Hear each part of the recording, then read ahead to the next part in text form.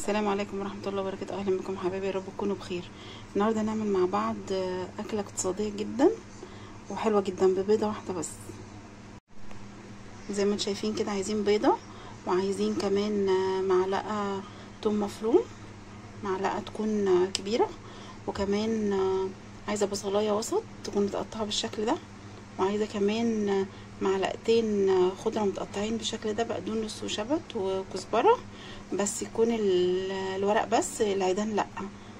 تعالوا بقى نبدأ. بسم الله الرحمن الرحيم. بس يا ريت كل يشوفني حبايبي فضلا وليس امرا يعني يعمل يفعل الجرس ويعمل لايك وقولوا ايه رأيكم برضو. بصوا بسم الله نبدأ مع بعض دلوقتي. بقى دي البيضة بسم الله، هننزل عليها كده بالبصل، وكده هننزل بالخضرة زي ما احنا شايفين. بسم الله. انا هنزل بمعلقة صغيرة ملح، الملح طبعا حسب الرغبة زي ما انتوا حابين يعني.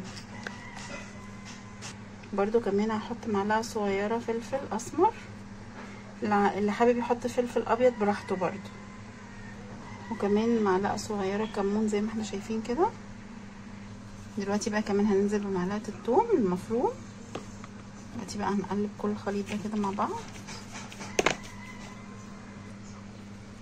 كده بالشكل ده. دلوقتي بقى هننزل بمعلقتين دقيق او 4 معالق كبار ومعلقتين نشا للخليط ده.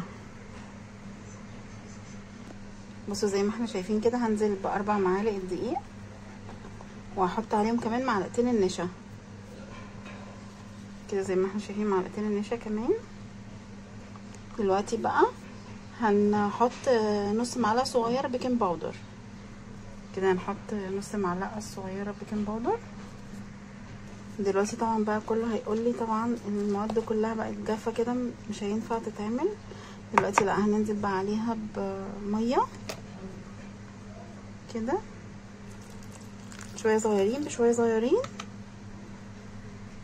هنقلبهم كويس بالسلك لغايه ما تبقى معانا عجينه تقيله شويه زي ما احنا شايفين كده. كده تمام، ولا تقيله ولا خفيفه كده، القوام بتاعها كده كويس جدا. عايزه اقول لكم بقى، لو عندكم معلقتين لبن بودر وتحطيها عليه يعني تحطوها على الخليط ده بجد بيبقى تحفه. والميه عاديه يعني، ولا ساقعه ولا سخنه، فتره يعني عادي اللي احنا بنحطها. بس فانا عشان قلت لكم يعني اقتصاديه، اللي عايز يحط يحط، اللي مش عايز يحط لبن براحته برده، هتطلع تحفه مشبطه وتعملوها بصراحه.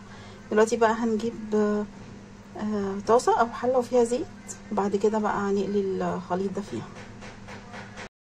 كده. زي ما احنا شايفين احنا جبنا زيت، هنحط فيه معلقه بس كده عشان ناخد بيه الخليط. زي هوريكم دلوقتي ازاي، ويكون سخن عشان ننزل بيه الخليط بقى زي ما احنا شايفين كده عادي بالمعلقه كده،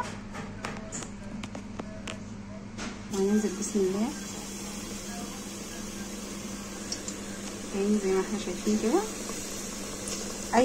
اي شكل انتوا حابينه بقى زي ما احنا شايفين كده.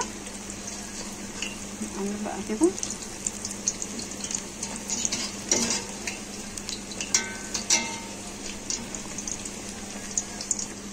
بجد زي ما انتوا شايفين، ببيضه واحده بس ممكن تعملوا عزومه يعني، وتنفع فطار، تنفع غدا، تنفع عشاء، تنفع اي حاجه،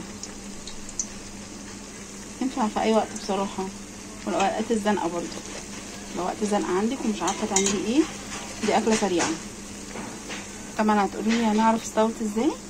دلوقتي لما اللون يعني الذهبي دوت ياخدوا الوش ده ونقلب تاني، نلاقي الوش التاني برضو خد اللون الذهبي كده، نعرف اللي هي استوت كده. لسه هنشوف كده مع بعض بقى كده. بسم الله كده من الجنب ده خلاص خدت اللون الذهبي، نشوف من الجنب التاني خدت اللون الذهبي كده، خلاص هنطلعها بقى كده استوت كده. زي ما احنا شايفين هنجيب طبعا طبق ونحط فيه مناديل مطبخ ونطلع عليه الشكل ده زي ما احنا شايفين كده. بسم الله كده زي ما احنا شايفين شكلها كده. دلوقتي هفتح معاكم واحده لحسن تقولوا مش يعني من جوه مش مستويه. بصوا بيتضاعف حجمها ازاي بصوا كده بسم الله، كده شايفين مستويه خالص اهي، بجد تحفه، يا ريت تجربوها وبتعمل كميه. المقدار اللي انا قلت لكم عليه ده بيعمل كميه بصراحه يعني. عايزه اقول لكم بصوا بسم الله ما شاء الله كده بعد ما خلصت بصوا عملت كميه بجد وفيره، يا ريت تجربوها. يعني ماما الله يرحمها كانت معلمهاني بصراحه، بس يعني قلت ما بخلش عليكم بالوصفه دي، جميله بجد واقتصاديه جدا، وطبعا مغذيه جدا للكبار والاطفال. كده بقى ما تنسوش اللايك والشير والاشتراك في القناه، يا رب تجربوها وبالهنا والشفا، قولوا لي رايكم في التعليقات.